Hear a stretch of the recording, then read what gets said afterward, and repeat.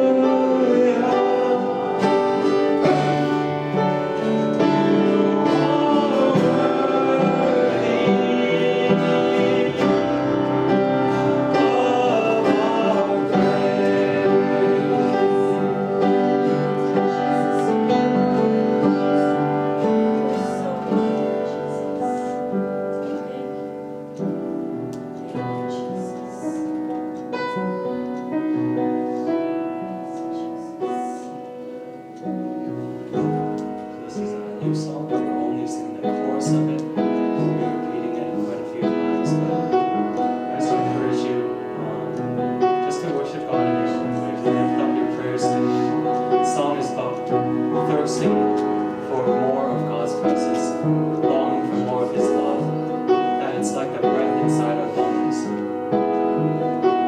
So if you want to pray, if you want to lift your hands, if you want to sing along, yeah, just hope that this is some time that you can spend worshiping God and asking Him to take over every part of your life.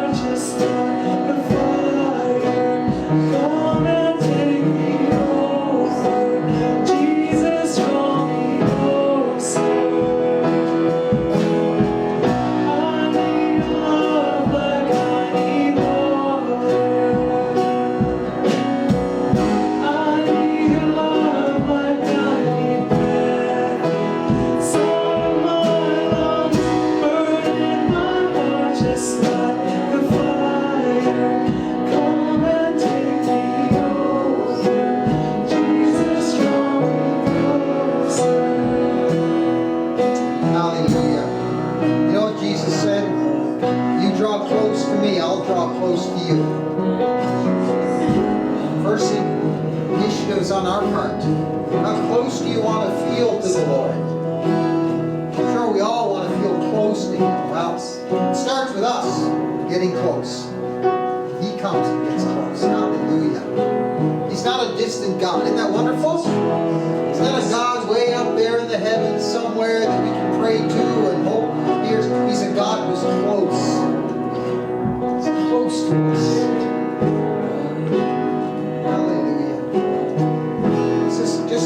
Prayer, I've been asked to bring a special prayer request today.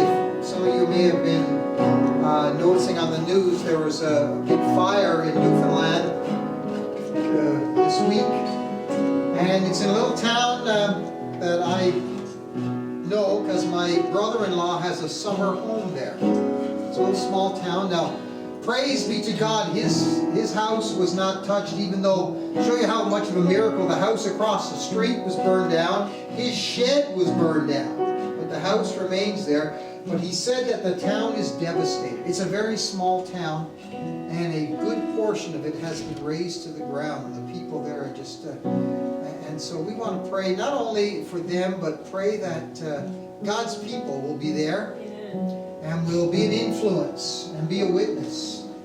So Lord, we do come to you today, and we thank you that you're a God who's close. Lord, you're close to all of us, but you want to be closer, and you want us to draw closer. Thank you that you're a God who's close. We don't have to cry out to you in the heavens. We can talk to you close. You're a close God. Lord, we do pray today for the people of Adams Cove, oh God. And Lord, I fail to understand why these things happen and to some people. But Lord, I do thank you that Terry's place was not hurt there. Oh God, thank you for that. But Lord, for all those people who lost their homes and lost their garages and sheds and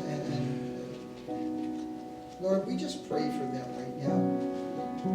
Lord, we pray that, first of all, oh God, you would draw close to them. Lord, even those who don't yet know you as Lord and Savior, Lord, that you just come to them. I pray also, Lord, that the people of God in that area, Lord, we think of the church in Victoria over the hill and those areas, Lord, that you would send people of God to comfort and to provide material assistance and other things. Lord, that may open doors to sharing Jesus with them, Lord. Oh God. We hear there's been a fire in North Vancouver, oh God. And I just pray for the people there as well who've been affected, Lord. Again, that your church would rise up in these times of crisis and difficulty and represent you well. To be there in times of need. Lord, just pray, Lord, for other needs, Lord. I thank you, Lord, that Bob's home from the hospital, Lord. I just thank you for that and pray you just continue to minister health. Thank you, Lord. Joan is able to walk again and is back with us, and I pray, Lord, you continue to minister health to her. Oh God, Lord, every one of us here today has needs. Lord, you know, right now, Paulette and I are, there's a situation in our extended family that we're trying to figure out the best way to deal with, and Lord, you give us wisdom and the rest of the family, oh God. Lord, again, we thank you for mothers. But Lord, when we think of mothers, we realize it's you created them, and it goes back to you. And we thank and praise you for this today. And again, Lord, we pray, draw us close. In Jesus' name. Amen. Amen. Amen. You may be seated. Thank you, Tim, and Winston and Natalie back there banging on the skins. Great job as usual. And right now we are going to receive this morning's offering. So thank you for your faithful giving, whoever has taken the offering this morning. Tell you a funny story. The Sunday just before we left on our vacation, I put my offering in. When I got back, they handed me back the check. I had two different numbers on, like the handwriting and the number writing. I had put two different numbers. I don't know, man. Getting old, I guess, something like that. We had a great time on our trip, and so I even got a little bit of a sunburn, which I hardly ever do. So I'll tell you two neat things happened on our trip. The one, we get down to Florida, and we found out after we were there that Paulette's family was coming to Miami for a few days because they were going on a cruise just after us. So we overlapped one day. So we got to meet. Imagine, they're from Newfoundland, we're from out here, and we got to meet in Miami for dinner one day. It's kind of cool. Second funny thing was that the last Sunday, the day we were coming home, we get to the airport in Miami, and we're waiting for a flight. So there's a little eating place right next to where our gate is. So I went up there and stood in the line. And when I got to the lady there to take the order, she had her name tag on, and it said Trinity. And I said, whoa. I said, that's it. I said, my daughter-in-law, I said, her name is Trinity. I said, and it's her birthday today.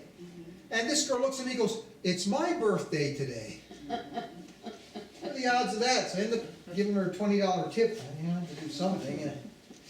But that was another neat thing happened on our trip. All right. Okay, funny picture. This is one for Mother's Day. Good moms let you lick the beaters. Great moms turn them off first. Remember that? Your mom would make so she'd give you the beaters when you were kids. You get to lick them off. Good moms don't turn them off first, right? So I thought that was a good Mother's Day deal. And the whole blender right here. Yeah. Yeah. I remember my kids one day when they were small, and this happened to me when I was a kid growing up. Somehow I never thought about it. So we came home from a trip, And Paulette's parents had been out looking after our kids while we were away. And the first day after I got back, I went to make something in the kitchen. I turned on the mixer, and when I did, Ty came running. You come running for? And he's pointing to the mixer, and I go, "Ah, your grandmother." She started that habit.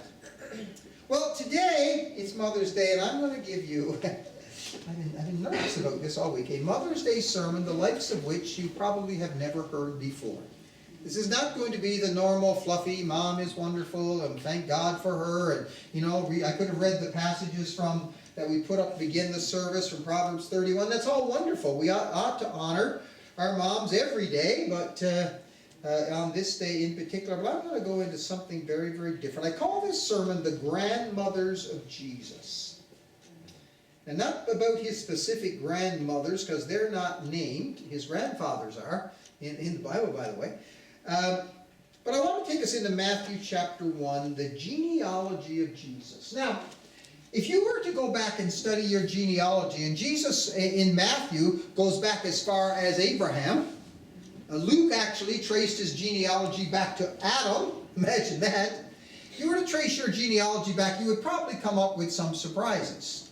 And I have done that in my family, and we discovered many surprises in our genealogy. One in my family was I found out that my two great-grandmothers on my, great-great-grandmothers. I'm going to get all this great stuff mixed up here. My two great-great-grandmothers on my dad's side, one was Jewish, born in Nazareth. So I'm part Jewish. I think I worked out 1/16, was it? You worked out, I think? Yeah. And another one of my great-grandmothers, great-great-grandmothers on my dad's side was Aboriginal from the Mi'kmaq tribe. So, man, I was cheering for the wrong side in all those cowboy movies when I was growing up, And another thing we found out, I won't go into the whole details of this story because it's bizarre, but I found out that my great-grandfather, again, my dad's family tree is so mixed up. He was reported to have died in 1916 on a ship. Researching a family tree found out he died in 1961. And my great-grandmother, who she was living in Massachusetts, had 2 kids, she moved back to Newfoundland, told everybody her husband had died. When he actually was alive, and she was actually getting away from him. So it was kind of a weird story. Things you find out in your genealogy. Well, here as we divulge into the genealogy of Jesus, we're going to discover some very interesting things. There are 5 women listed in this genealogy. There's 42 men, but 5 women listed. One is, of course, his mother Mary, and she would take a whole sermon of herself. So we're not going to look at them, but there are 4 other ladies mentioned in this history, the great, however many greats you want to grandmothers of Jesus. And what I'm going to do, I'm going to do a sermon a little bit different this morning. I'm going to tell you the 4 and tell you their story, and then we'll bring the application all in towards the end, okay? And so we're going to look at this. Let's read it first. This is the genealogy of Jesus the Messiah, the son of David, the son of Abraham. Abraham was the father of Isaac, Isaac the father of Jacob, Jacob the father of Judah and his brothers, Judah the father of Perez and Zerah, whose mother was Tamar, Perez the father of Hezron, Hezron the father of Ram, Ram the father of Aminadab. I can say this, but it's a tongue twister. Aminadab the father of Nahshon, Nahshon the father of Solomon. That's not Salmon, Solomon's how you actually say it. Solomon the father of Boaz, whose mother was Rahab, Boaz the father of Obed, whose mother was Ruth, Obed the father of Jesse, and Jesse the father of King David. David was the father of Solomon, whose mother was Uriah's wife. Now it's interesting, of these 4 women in these verses that are mentioned, first of all, it's interesting who is not mentioned. None of the wives of the patriarchs. Sarah is not mentioned. Rebecca is not mentioned. Leah and Rachel are not mentioned. Even as you go on through this, down to verse 18 here, where it traces the genealogy right up to Jesus, only one of the queens, even though David was descended, or Jesus was descended from King David, only one of the queens of Israel is mentioned. All these prominent ladies who have great stories in the Old Testament, in this genealogy they are not mentioned. But these four are. And I want to take a look at the four and see some interesting. This is going to be a bizarre sermon, okay? So there's some stuff going to come out here, but don't blame me, it's in the Bible, okay? I got some weird stuff to tell you, but it's all in the Bible. So take it up with God. Let's look at the first one mentioned, Tamar, who was the 34th great-grandmother of Jesus. 34th. Sam Sap Se. Get it right? I don't know how to say great-grandmother, but... who was Tamar? Her story is found in Genesis verse 38. Now she was a Gentile, first of all. She wasn't from the family of Israel. She was actually it says that she bore children to Judah, but she was actually Judah's daughter-in-law. I mentioned what happened to me with my daughter-in-law last Sunday. She was Judah's daughter-in-law. Let me tell you her story quickly. It's weird. It can be upsetting to our modern sensibilities, but this happened thousands of years ago in another time, another culture, even before the law of Moses. So let's remember that. Tamar married Judah's eldest son, And it says that was wicked in the sight of the Lord, and the Lord put him to death. So then, this is the next part. I didn't know how to tell this part of the story, so I decided just to read it straight from the scripture, so you can just do what you want. Then Judah said to Onan, who was his second son, and this was the practice in those days, if a man died childless, it was the practice that his brother would marry the widow and have children, but those children would carry on the dead brother's name. That was the way it was done back then, okay? Judah said to Onan, sleep with your brother's wife and fulfill your duty to her as a brother-in-law to raise up offspring for your brother.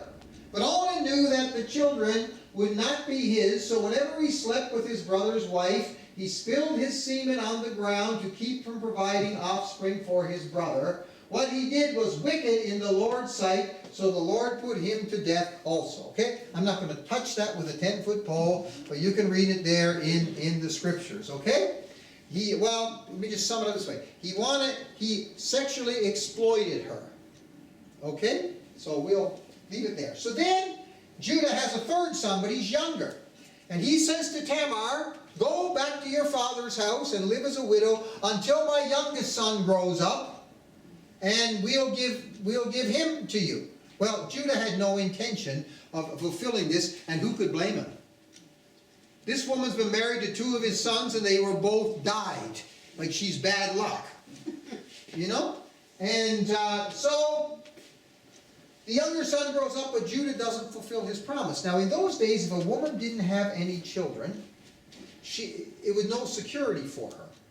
They didn't have government programs and that, but it would be your children who would provide for you when you got older and needed this help. Particularly a woman who couldn't just go out and get a job or anything like they did today. So she's living in her father's house, but she still needs to have a child to carry on her husband's name and also to provide for her.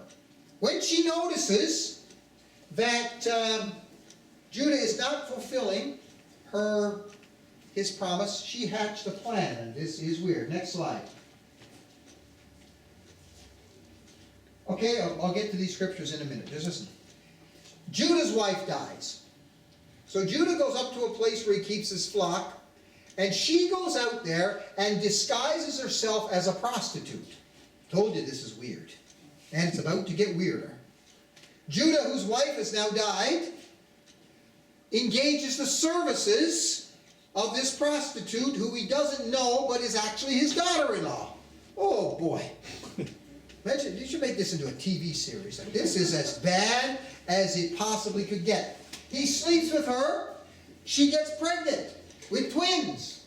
But after he sleeps with her, he promises to bring her a sheep from his flock as payment. But he leaves certain things. He leaves his staff and a cord. And what was the other thing? And it was what was it? I have it here in my notes. A seal, his seal, say, you can keep these as promise, I'll bring you the goat. When he goes back to bring the goat, she's disappeared. People say, we don't know anything about a prostitute here. A few days later, the news comes to Judah, your daughter-in-law, Tamar, was a prostitute and is now pregnant. So he, in the most hypocritical way you could ever imagine, says, bring her out, she's going to be put to death. Funny, he was with a prostitute. And so then Judah says, as she was being brought out, she sent a message to her father-in-law, said, I am pregnant by the man who owns these. And she added, see if you recognize whose seal and cord and staff are these. Judah's like, uh-oh. But then he says, and Judah recognized them and said, she is more righteous than I, since I wouldn't give her to my son Shelah, and he did not sleep with her again. So she gets pregnant, she gives birth to twins, and the oldest of those twins becomes one of the ancestors of Jesus. What a mess. Keep that in mind as we move to the next person in the story. The next person is Rahab. Next slide. Rahab.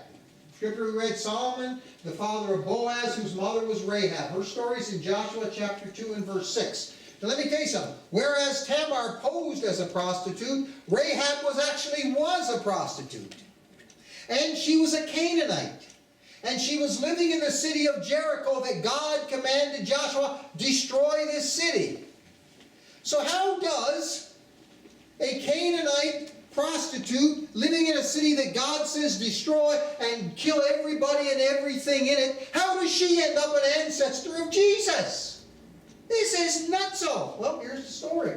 Before they came to Jericho, Joshua sent 2 spies to check out the city. They go in the city and they're trying to remain incognito. Now in those days there weren't hotels. So the only place they could find to find lodging was in the house of a prostitute. Nobody would question why they're going there. They would assume they know why. They go in there. She hides them. City officials hear there's Jewish spies and they come looking for them. She takes them up on a roof, covers them over with things, and they can't find them. So she said, one thing, promise me you will spare my family when you destroy this city. Sure enough, we know the story. They come, they march around the city once a day for 6 days. 7th day they march around it 7 times, blow the trumpet, make a shout. God knocks the walls of Jericho down. The armies of Israel go in and they destroy everything in Jericho. But look what it says. But Joshua spared Rahab the prostitute with her family and all who belonged to her, because she hid the men Joshua had sent as spies, and she lives among the Israelites to this day. Not only did they spare her and say, okay, run away, make your getaway. No, she came and joined the family of Israel, became part of it, married a guy, Salmon, became the father of Boaz. So this is a Canaanite prostitute living in a city that God is going to destroy. And somehow she ends up in the ancestry of Jesus. Wow. Next person, a little bit better story, but still interesting. Next slide. Ruth. Boaz, the father of Obed, whose mother was Ruth. Now this story is in the book of Ruth. But here's what's interesting about Ruth. She was a Moabite. She's, again, not from Israel. The Moabites were pagan people. They worshipped idols. God later judged the Moabites very strongly. King David wiped out a whole bunch of them. So how does a Moabite, pagan, idol-worshipping woman end up in the genealogy of Jesus? Here's where it starts. There's a famine in Israel. It starts with a famine. So one family, a man and his wife and his 2 sons, they go to Moab. Famine's not so bad down there. They get there, the man died, the 2 boys marry Moabite women. Okay, they're not in Israel, it's the only place to find, so they do. The man dies, the father, and the 2 boys die with no children, leaving these 2 young widow ladies and their widowed mother-in-law to fend for themselves. The mother-in-law, Naomi, decides, I hear that times are better back in Israel, So I'm going to go back there, at least I'll be in my own country and know that. So she leaves, and she tells her two daughter-in-laws to leave her and go back to their homes. One of them, whose name was Orpha, I think I used that joke about Oprah Winfrey once before, said she later showed up as a talk show host in the 20th century. She goes back, but Ruth stays with her mother-in-law. She says to her, where you go, I will go. Your people will be my people. Your God will be my God. She goes, they go back to Bethlehem, where she goes out to start to basically what they call glean in the fields, which you would go to a farmer's field and pick up the stuff that was left over after they harvested. It's lo and behold, it's a field of a relative of her dead father-in-law, a man named Boaz. She catches his eye. Things happen, and eventually, look at what it says. This is interesting. Here's what someone said to Ruth. I love this part. Through the offspring the Lord gives you by this young woman, she's speaking to Naomi, may your family be like that of Perez, who Tamar bore to Judah. Oh, so here's Tamar brought up again. Ruth, it says, so Boaz took Ruth and she became his wife. When he made love to her, the Lord enabled her to conceive. She gave birth to a son. And the son was Obed, who was the grandfather of David. Amazing. Moabitites, pagan, idol worshiper, famine, young widow, and somehow she ends up an ancestor of King David and of Jesus. Crazy. Next person in this story, Bathsheba. Verse 6, David was the father of Solomon, whose mother had been Uriah's wife. Now, it just names her here as Uriah's wife, but we know from the books of Chronicles that it was and 2 Samuel, her name was Bathsheba. I mentioned when I started that none of the queens of Israel were named except one. She's the only one. Jesus came from a long line of kings. The only queen, good reason most of them were pretty bad, but there were some good ones, but she's the only one named. Now what's the story of Bathsheba? Here's the story. She was a wife of a dedicated soldier in King David's army. Okay? His name was Uriah. Good soldier, faithful man, served the Lord, served his king, served in the army, great soldier. One day he's away at battle, he's away fighting with David's army. David comes out onto the roof of a palace and looks down and sees Bathsheba taking a bath. He's a peeping David. Not a peeping Tom, a peeping Dave. And he gets smitten with her. So he invites her to come to visit him in the palace, sleeps with her, she gets pregnant. Oh no, now we're in a mess. So David hatches a plan. First thing he does is he orders to bring her husband Uriah home on a weekend pass. But Uriah feels guilty because he's supposed to be out there fighting, so he doesn't even go into his house and sleep. He sleeps outside. David, thinking if he comes home, he sleeps with her, she's pregnant, no one will know the better, right? No, he doesn't cooperate. He goes back to the front. Now David's in a real panic, and he tells Joab, the commander of the army, to put Uriah in a place in the battle where he's likely to be killed. And he is. He's killed. So now David's great. Oh, this poor widow, I'll bring her to my palace. I'll marry her. Baby is born several months later. Nobody is the wiser, except the prophet Nathan. God sends the prophet Nathan, who confronts David with his sin. And that's a whole other story. The baby dies. So look what we've got in this part. Adultery, murder, the death of an infant. I mean, what a mess. David had 8 wives. Man, 8 mother-in-laws. Poor guy. Had 20 sons. But who would become his heir? Normally it would be the eldest son. Wasn't Absalom? Look what it says here.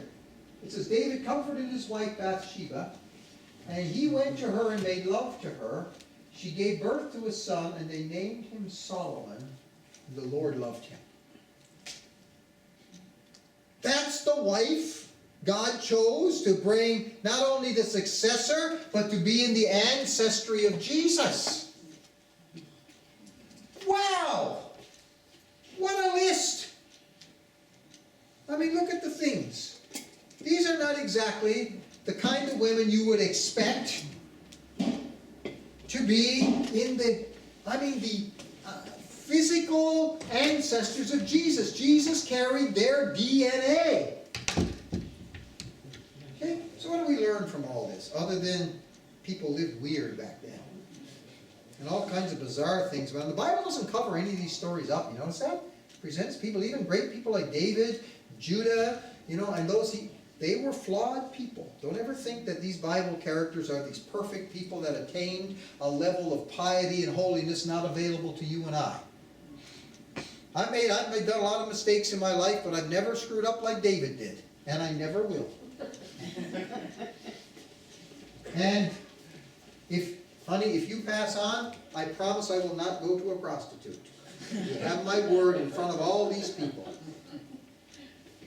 Yesterday we were talking with someone, she was trying to tell me the kind of person she thought I would marry if she died first. She actually was serious about this. We're at a wedding, and she's talking about this to me at the wedding. Who I would... anyway, let's look at 3 great lessons that we can learn from these stories. Okay. One, people are, what lessons? What lessons? Don't sleep with your father-in-law. Don't murder the husband of the woman you... Number 1, God can bring great things out of bad situations. Look at what's in these stories. There's death, widowhood. Several of these, in fact, except for Rahab, the others were widows. Widowhood. We have broken promises like Judah made to Tamar. Prostitution in at least 2.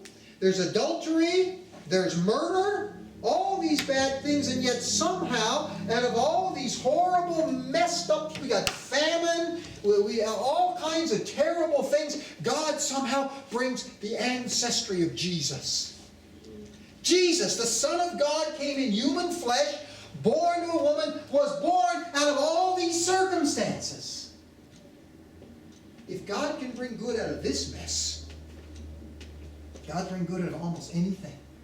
Look at this scripture we know well, one of the most well-known scriptures in the Bible. Romans 8:28. We know that in all things God works for the good of those who love Him, who have been called according to His purpose. Notice a couple things I want you to notice there. One, it doesn't say all things are good. In all things God works for good. All these things that happened, they weren't good. But yet somehow God takes the bad things and brings good out of them. Wow, what a great God we serve. A couple of times I've been to Sri Lanka. I was asked to go preach in a church in southern Sri Lanka.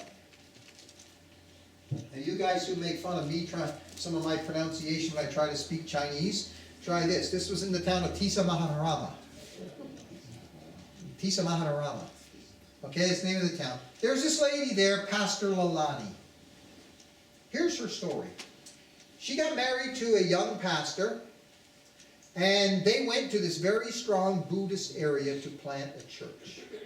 They had only been there they had a son who was 9 months old when a bunch of thugs broke into their house and murdered her husband right in front of her. Wow.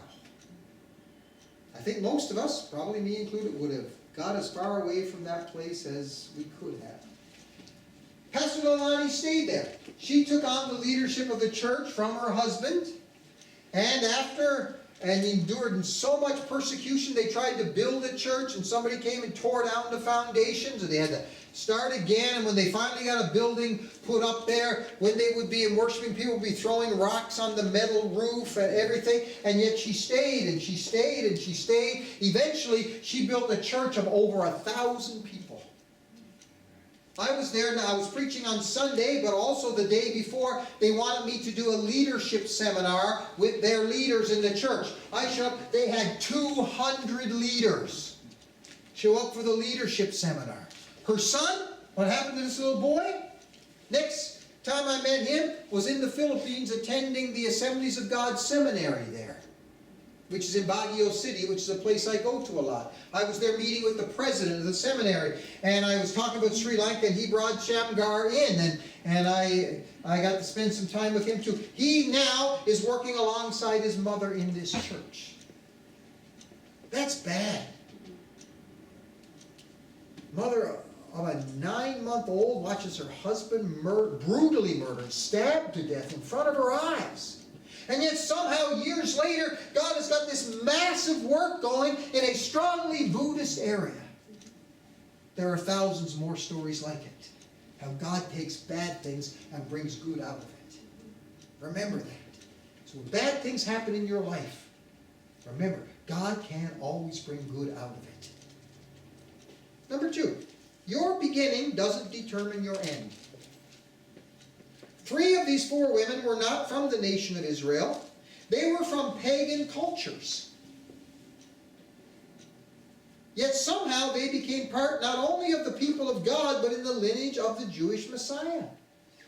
Tamar, her mother was a Gentile. Judah went and married a Gentile. She was a Gentile. And, it was her. She was a Gentile. The husband she married, her mother-in-law, was also a Gentile. Rahab, of course, a Gentile prostitute living in a land God said to the people of Israel, drive them all out. Ruth, born in a pagan Moabite culture. How do any of these ladies end up in the family of Israel? They were told, don't intermarry with those outside, and yet somehow they did. Look at this verse. Brothers and sisters, think of what you were when you were called. Not many of you were wise by human standards. Not many of you were influential. Not many of you were of noble birth. But God chose the foolish things of the world to shame the wise. God chose the weak things of the world to shame the strong. This is something I'm always aware of. Not only because I like that statement, God chose the foolish things. It's one of my theme verses for my life. God chose someone foolish. Amen. Praise God for that. But really, friends, I'm going to be very transparent and honest with you this morning. Not that I haven't been in the sermon, but I am thankful to God every day for the blessings that I have been given. I was born and raised in a wonderful, loving Christian pastor's home with not only great parents, great grandparents, aunts, uncles, just such an incredible family background. And I believe that is part of the reason why God has blessed me and allowed me to do some of the things I've done. But let me tell you this. There are others, many others, who didn't grow up privileged as I was, and yet, I have to admit, humbly and honestly, have accomplished greater things for the kingdom of God than I ever will. Here's one example. There was a man in Korea, born just after during the World War II era, was a young boy, went through the Korean War and all those things, born in a very poor family, born in a Buddhist family. A little boy born in a poor village in Korea, back in I think it was the late 30s, maybe early 40s, and grew up in a poor Buddhist village in Korea. Later went on to found the largest Christian church in the world. One of you know his name, Young-E Cho, passed away a few years ago. Eventually he came to Christ. He planted a church out of nothing, and it grew to, get this, 1 million members. Your beginning doesn't determine your end if you're with God. No matter what background we come from, how our lives started, what difficulties we may go through, we know that as long as we keep our lives with God and serve Him, that God, anything is possible. Absolutely anything. And the third one is this. This is probably the biggest lesson of it all. No matter what you have done or how messed up your life has been, God can still use you to do great things. One example, the Apostle Paul. He said in 1 Corinthians 15, I am the least of the apostles, do not even deserve to be called an apostle, because I persecuted the church of God. By the grace of God I am what I am, and His grace to me was not without effect. Here Paul writes in 1 Corinthians chapter 6, do you not know that wrongdoers will not inherit the kingdom of God? We all know that. Do not be deceived, neither the sexually immoral, nor idolaters, nor adulterers, nor men who have sex with men, nor thieves, nor the greedy, nor drunkards, or slanderers, nor swindlers, will inherit the kingdom of God. But some people, that's as far as they stop with that. Look what it says. And that is what some of you were. Amen. But, I love when God puts a but in the scriptures. But you were washed, you were sanctified, you were justified in the name of our Lord Jesus Christ by the Spirit of God. And again, Paul, who wrote that, he knows. He was a persecutor. He was there when Stephen was put to death. He was going about trying to kill Christians when God got a hold of him. And just like these women in this story, Tamar, what a mess. What a mess. Young widow, sexually exploited by her husband, by her brother-in-law, has to pose as a prostitute, impregnated by her father-in-law. What a mess. Rahab, a Canaanite prostitute, living in a city that God is going to destroy. What a mess. Bathsheba, adultery with King David. There's murder, abuse of power, a death of a young baby. But somehow she ends up in the ancestry of Jesus. I remember a few years ago I was in Ukraine. We have a few ministries there we're connected with. And one of them is a drug and alcohol rehab center in a little town called Alexandria in the middle of Ukraine. By the way, if you think the prairies are boring, I had to go for a full day's train ride across Ukraine to get to this town. It is full. Oh my goodness. I remember I was saying to my friends, well, I guess I'll see the country on this train trip. And they go, you won't see much. I get there, and the people who are hosting me is Pastor Alexander, who runs the drug and alcohol rehab center, and his wife Eugenie, who was completely fluent in English, which really was a great benefit to me when I was there. And not only does he start that they have, this drug and alcohol rehab center has put through over 500 men, and they've come clean. And I'm talking people who were in jail for murder, people who were, heroin addicts, just that whole deal. Hardcore stuff. Pastor Alexander one day sits me down and goes, I was one of them. I was a drug addict, and I got out of prison, and I came to Christ. And then he said, I'll never forget, this is very interesting. He's a wonderful guy. We got along great. And he said this, I was appointed to lead this ministry 6 months after I came to the Lord. Ex-con, drug addict. He looked at me and said, would you have appointed me to that position? And I responded, would you have appointed you? Then we both agreed no. But he was the only person.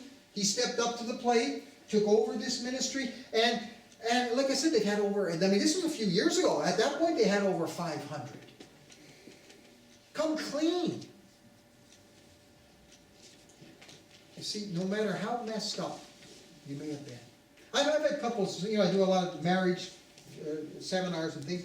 I've had couples come to me sometimes, because one of the things I teach in our marriage seminar is, about how God brought the first couple together. And I've had couples come to me and said, how God brought us together wasn't exactly a God thing. May have been a pregnancy, or in some cases both of them may have. I had one couple come to me one time before they were saved. Both of them left their spouses and families, and they met later, got married, now they've been together. It's like, oh, what a mess. And I said, look at David and Bathsheba. Was God behind that? Absolutely not. But did God use it? Absolutely. So it doesn't matter what has gone on in our past, what skeletons we may have in our closet. God is able to take the messiest situations and do great things. This wasn't just, okay, Rahab was saved and she wasn't destroyed. No, she became an ancestor of Jesus. This wasn't Ruth, okay, she came to Bethlehem and she looked after her mother, Naomi, and they didn't starve to death. No, she became the great-grandmother of David. This is God taking messy situations and bringing really good out. Wow. So what do we have? Tamar, Rahab, Ruth, Bathsheba. Not exactly. If I was to try to highlight people in my genealogy, I don't think Ruth maybe, but none of these others would I even mention. I would cover them up, believe me. And yet, they are the grandmothers of Jesus. And if God can use these people to do something amazing, to be in the bloodline of the Son of God in human flesh, think of what God can do with you and I. Amen. There is no limit. God can use anybody. God wants to use everybody. But notice one thing. All of these people, despite every way messed up, they came into the family of God. And that's the key.